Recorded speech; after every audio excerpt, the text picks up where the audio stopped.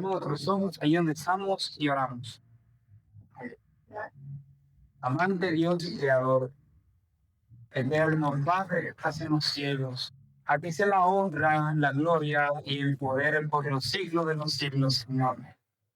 Otra vez, Señor, en esta noche nos han traído hasta ese lugar para escuchar palabra de Dios. Bendito los corazones, Señor, y que lo que vayamos a escuchar a continuación sea para edificación en nuestra vida. Te pedimos, Señor, bendición rica sobre cada uno de los que han llegado a este lugar. Lo pedimos en el nombre de Jesucristo. Amén. Tiempo seleccionado. Tiempo seleccionado.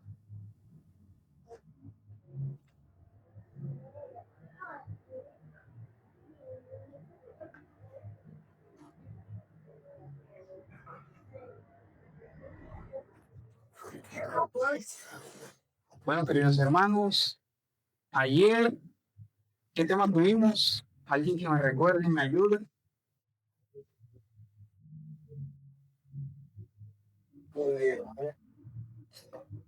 Señales antes del fin, o señales del fin. Cierto, ayer hablamos sobre los hombres de este mundo quedarán sin aliento por el temor de las cosas que sobrevendrán a esta tierra, porque toda potencia de esta tierra será conmovida. Nadie, nadie se imaginará lo que va a suceder en poco tiempo. Así que debemos estar preparados antes de que esto suceda. Amén. Y podemos irnos con el Señor en las nubes de los cielos. Que no nos dé temor nada de lo que acontezca en el futuro. Pero hay una escena fascinante, porque hoy vamos a hablar de la muerte y resurrección de Jesús. Escuchen esto. Hoy vamos a hablar sobre la muerte y resurrección de nuestro querido Jesucristo. Vamos a pasar una escena donde Jesús se encuentra con los discípulos en Lucas.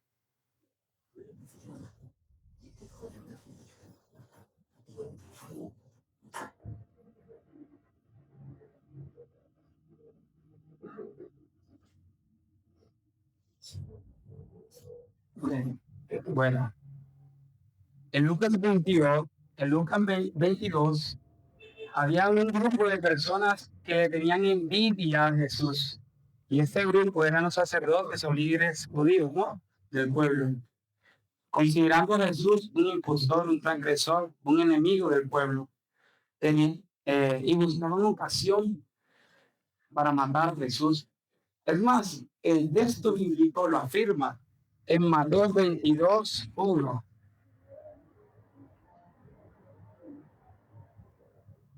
Acompañamos en la lectura y dice: estaba cerca la fiesta de los panes sin levadura, o más conocido también como la Pascua. Era la misma fiesta, panes sin levadura o la Pascua, que se llamaba la Pascua. Y el 2 dice: los principales sacerdotes y los escribas buscaban cómo matarlo,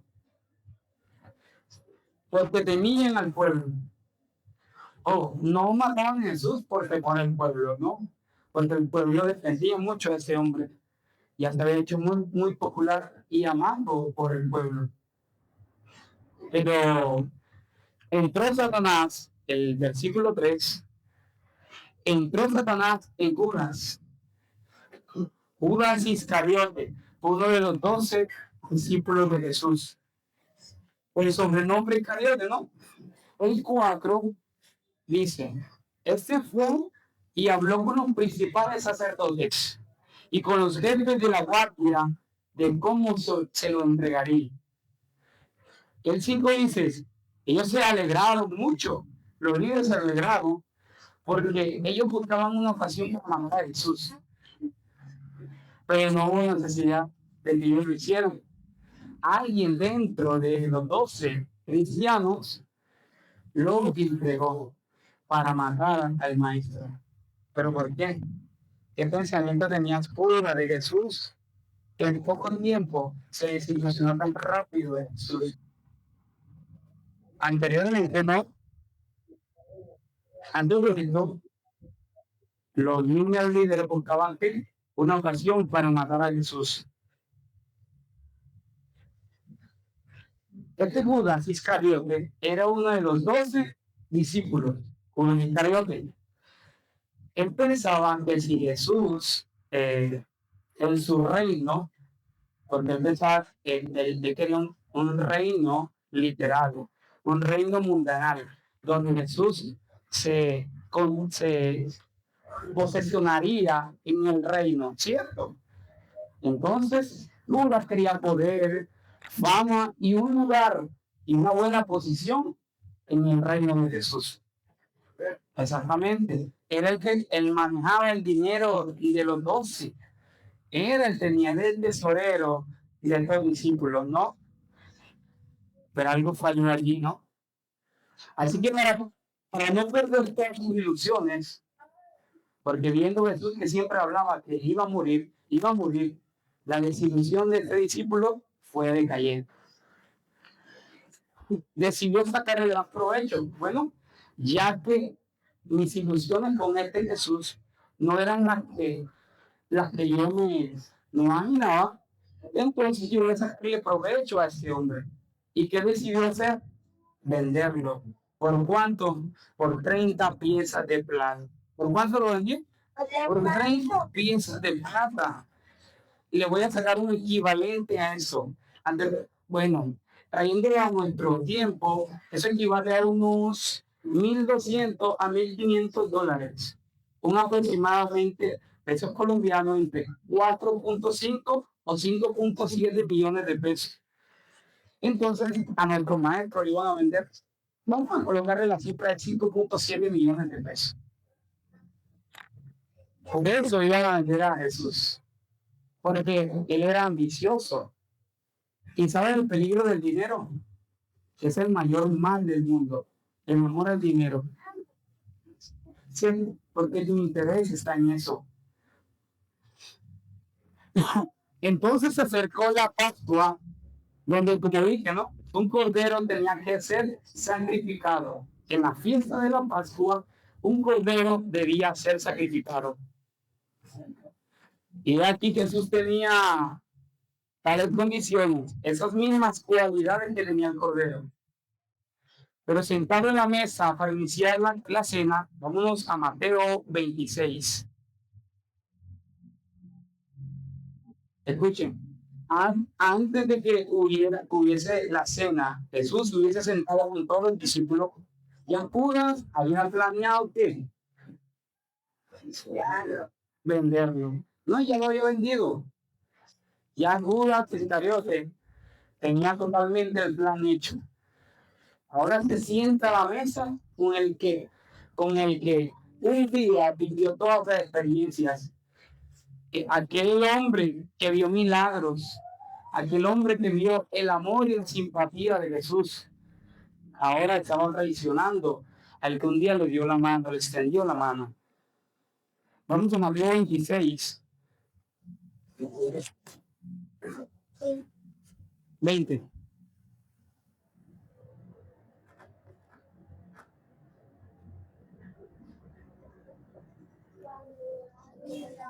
Dice, cuando cayó la noche, se sentó a la mesa con los 12. ¿Quién? Jesús. Jesús se sentó a la mesa con los 12. Y mientras comían, digo, de cierto digo que uno de vosotros me va a entregar. Imagínense la escena. Ustedes son los discípulos de Jesús. Jesús sentado aquí, comiendo con ustedes. Y que les diga, algunos de ustedes que están aquí me va a entregar.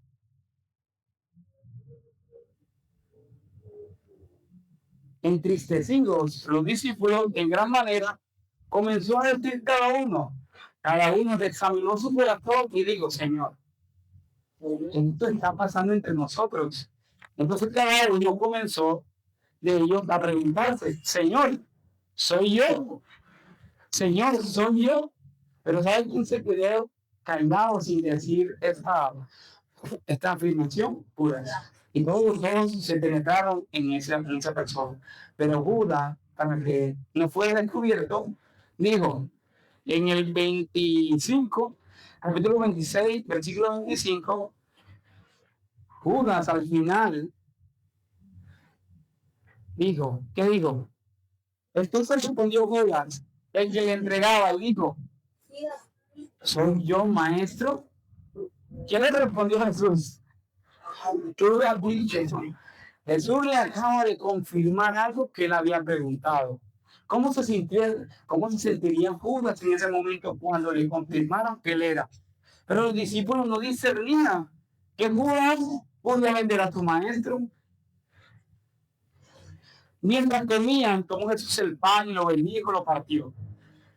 El 38, el 36, nos dice,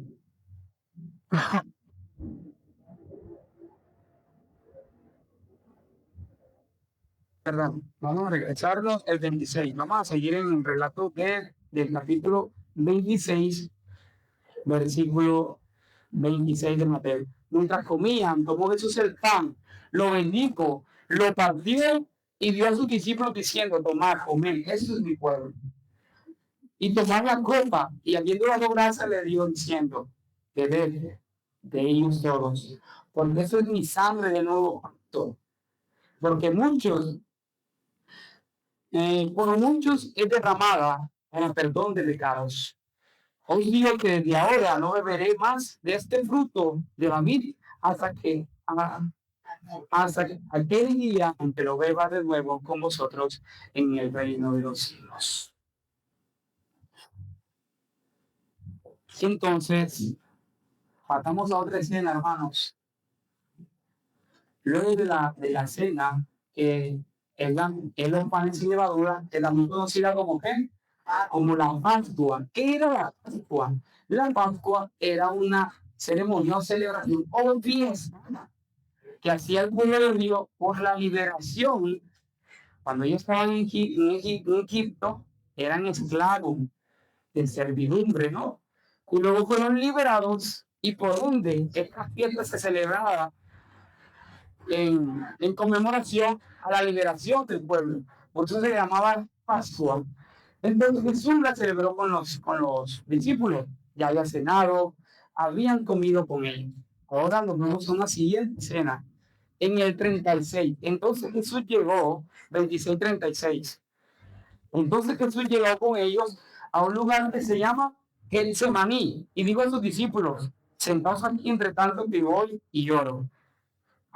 El 39 nos dice, yendo un poco adelante se postró sobre su rostro, orando y diciendo, Padre mío, Jesús sabía que iba a ir, que la hora estaba cerca. ¿La hora de qué?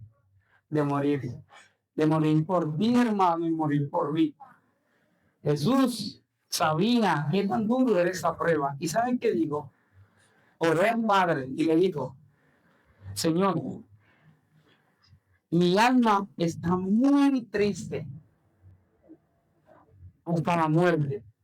Quédate aquí, ¿verdad? Conmigo.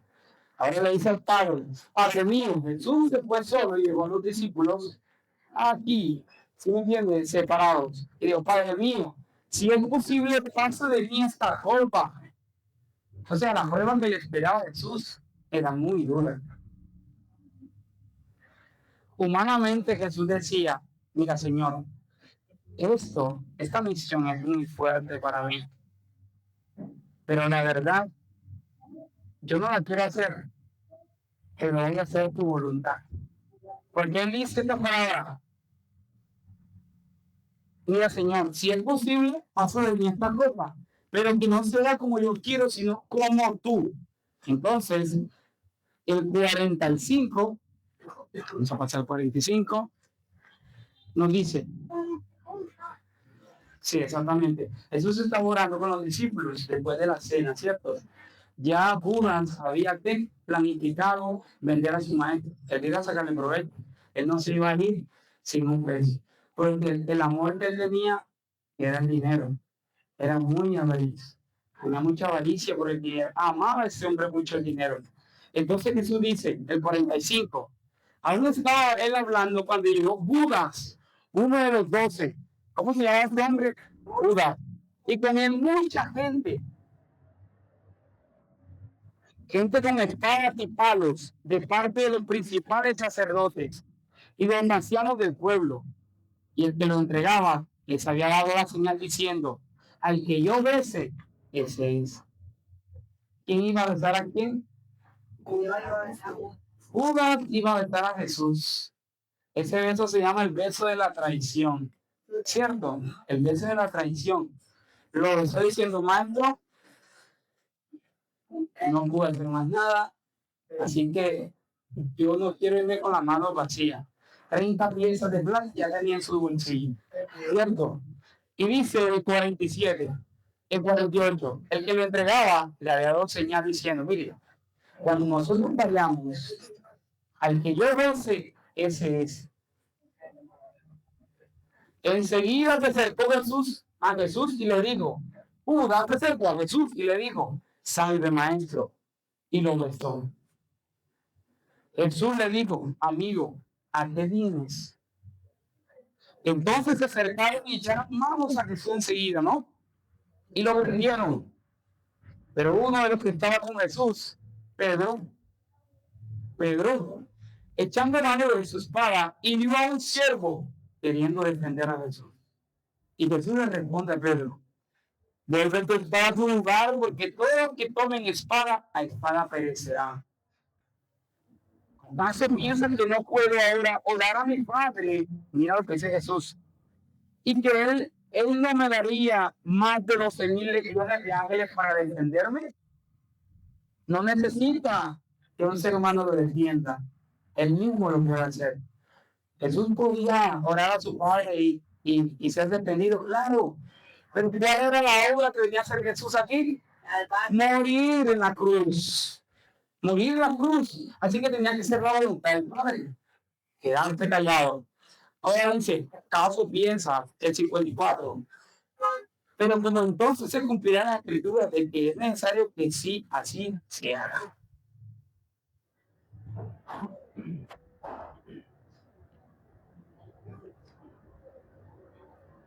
Entonces Jesús es llevado a juicio.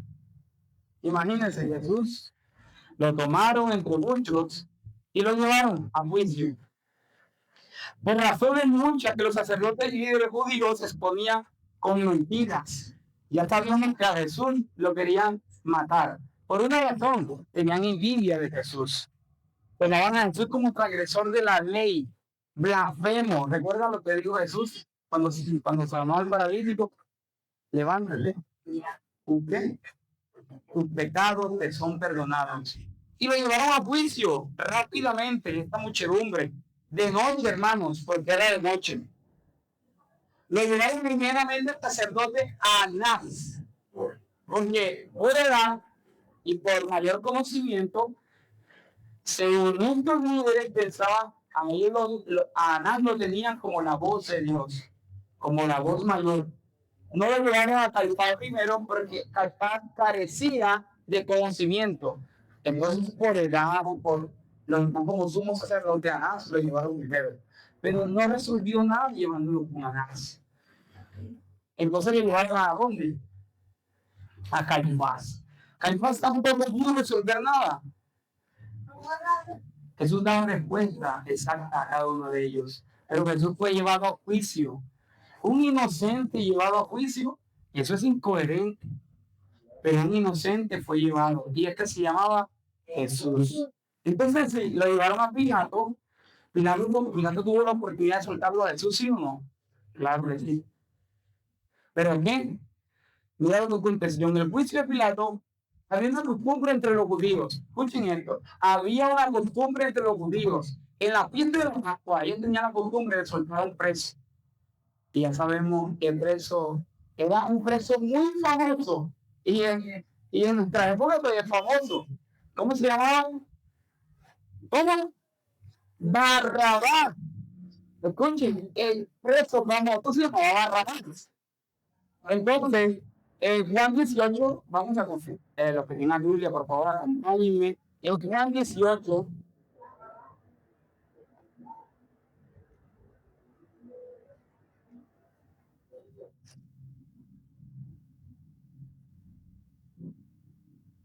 Juan 18, 39,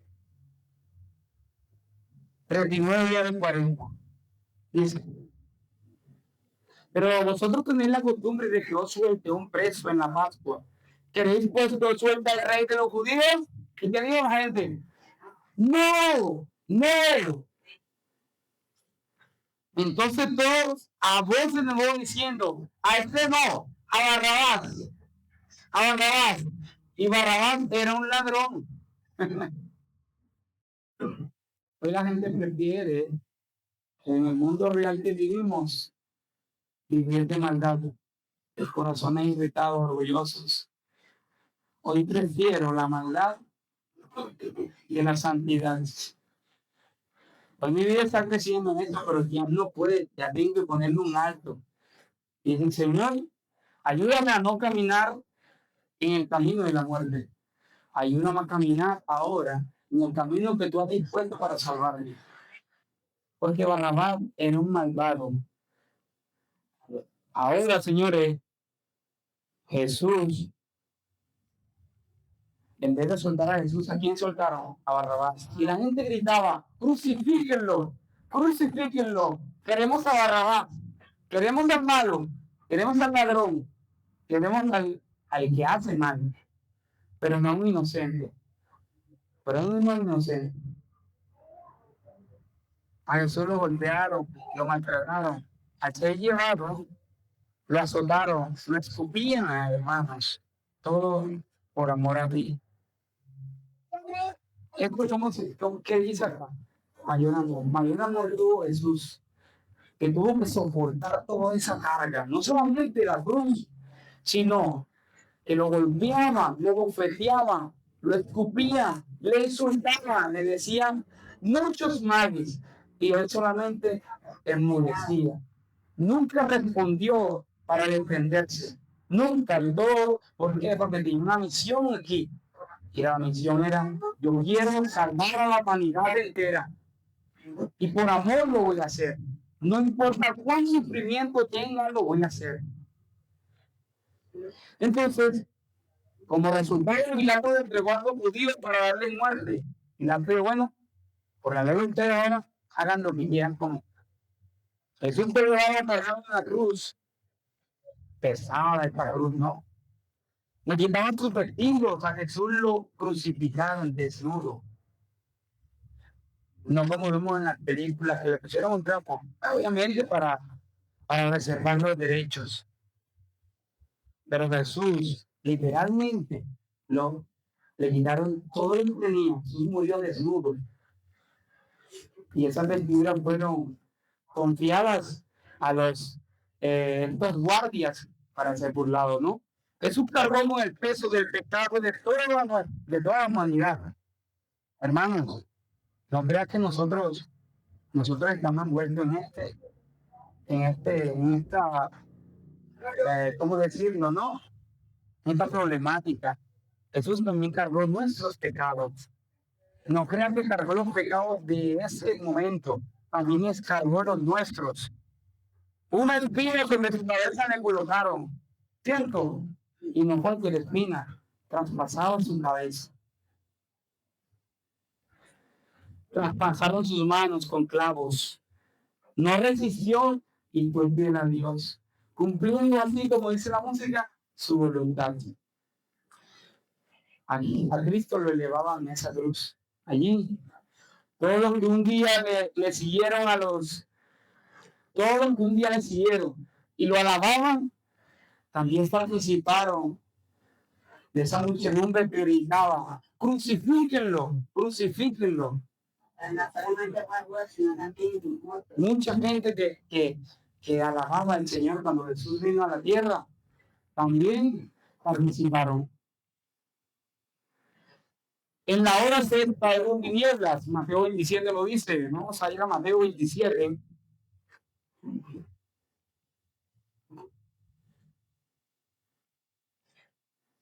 Mateo 27, capítulo 45 al 46.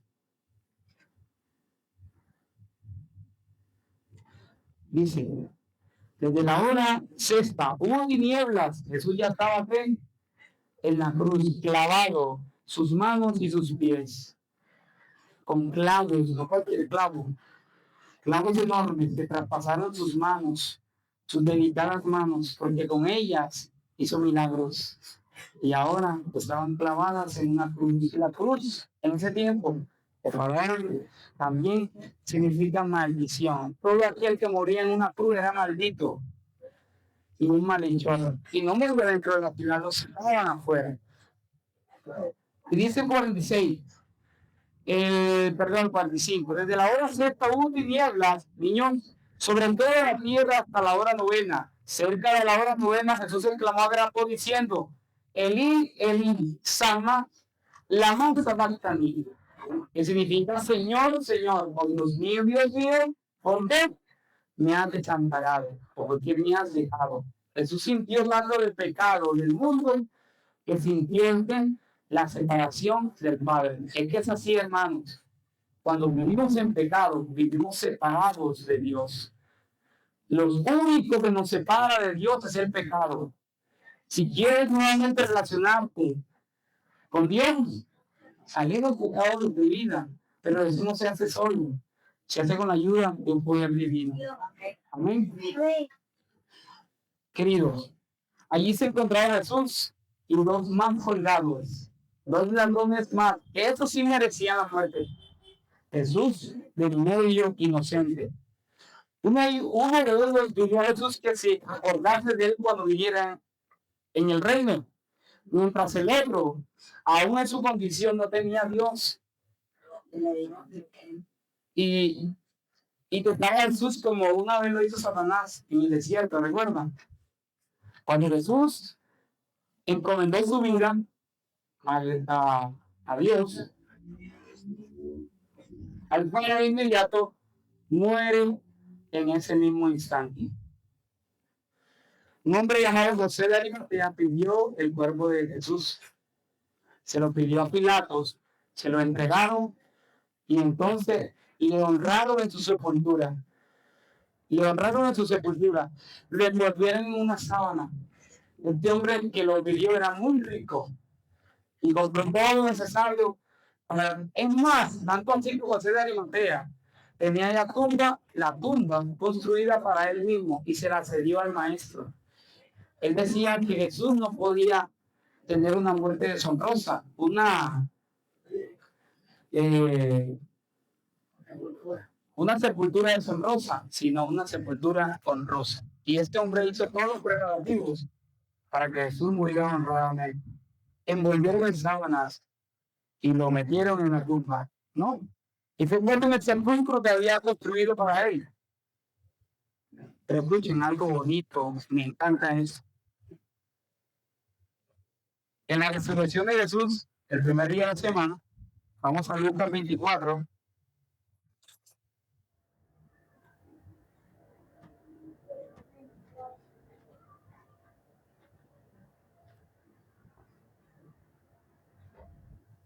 ¿Sí?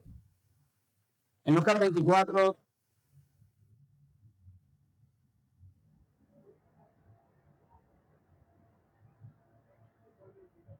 Lucas 24, 36. Vamos a leerlo todo.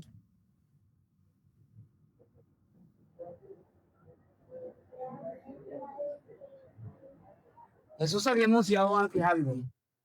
Se lo había anunciado a sus discípulos.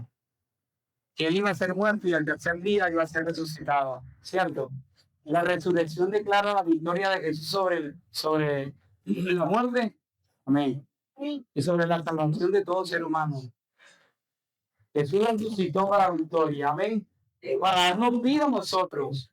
Él no murió para nosotros vivir. Él dice: yo voy a morir para que ustedes vivan. Y lo hizo así, claro.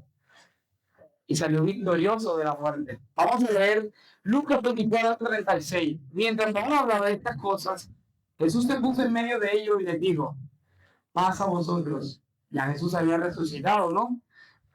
Entonces los discípulos se espantaron y atemorizados pensaban que veían a un espíritu. Entonces, pero él les dijo: ¿por qué estáis turbados? Y vienen a nuestro corazón estos pensamientos: mirad mis manos y mis pies, que yo mismo soy, tal que pues un espíritu no tiene carne ni huesos como vive en este. Jesús nos fue evidencia de lo que había vivido en la cruz. Mostró sus manos y sus pies traspasados, todo por sacrificarse para que el ser humano pudiera tener vida y la vida en abundancia. Pero antes de irse Jesús le dio una misión a sus discípulos. Estuvo con ellos 40 días enseñándoles y pudieron entonces los discípulos comprender la misión. Mateo 20, 19 y 20. ¿Qué dice? Esto se lo dice a los discípulos, porque los sacó afuera en el Getsemaní.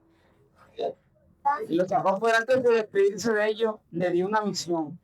Le dice, por lo tanto, ir y hacer discípulos a todas las naciones, bautizándolos. Porque como hablamos nosotros, ¿qué representa el bautismo?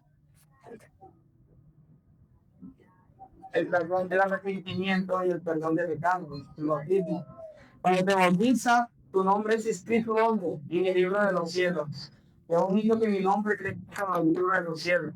Pero antes Jesús le dice, hacer discípulos a todas las naciones, bautizándolos en el nombre del Padre, del Hijo y del Espíritu Santo. El 20 dice, enseñándoles que guarden todas las cosas que os he mandado. Y aquí yo estoy con vosotros todos los días hasta el fin del mundo. Jesús nunca nos dejará. Es más, Él quiere que nosotros estemos con Él en el reino de los cielos. Es más, Él está preparado el lugar para ti, hermano. Porque vendrá otra vez. Y Él tomará consigo a los suyos para que donde Él esté, ustedes también estén. Qué gracia la que recibimos de Jesús. Yo estoy muy agradecido personalmente por mí, Jesús. Porque Él no lo hizo por capricho, ni por verse. No. Tenemos que tenemos que reaccionar, hermanos. Y mirar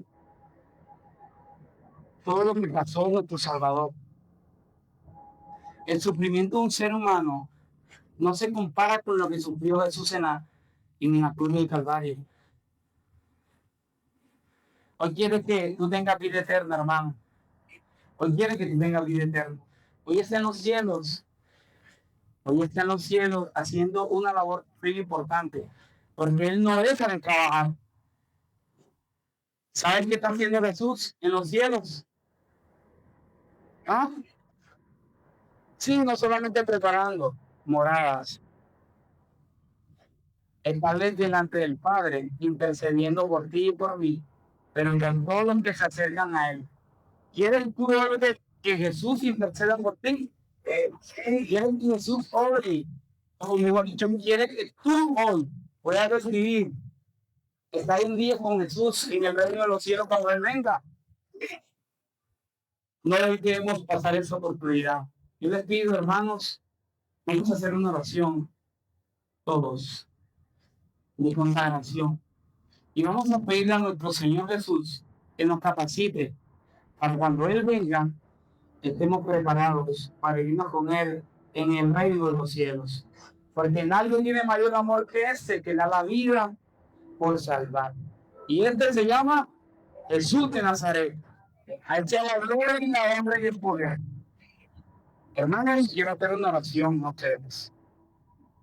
Voy a haberte llamado para que el que quiera entregar su corazón a Dios, no hoy, no estoy diciendo que hoy, pero sí más adelante. Yo les pido que el que esté dispuesto a hacerlo, quiere que se coloque de pie, para que Jesús prepare el corazón de antemano. Para que nuestro nombre se escriba en el libro de la vida, que es maravilloso cuando Él venga. Niños, jóvenes, adultos, puedan decir, Señor, este es mi Salvador, que hemos esperado y hemos salvado. Este mundo pasará. Este mundo va a pasar, hermanos. Jesús nos hace nueva todas las cosas. Y ya no habrá llanto, ni dolor, ni sufrimiento, porque todo será nuevo. ¿Quieren saber en esa nueva tierra? Pues vamos a cerrar nuestros ojos ahí donde estamos y vamos a orar a Dios.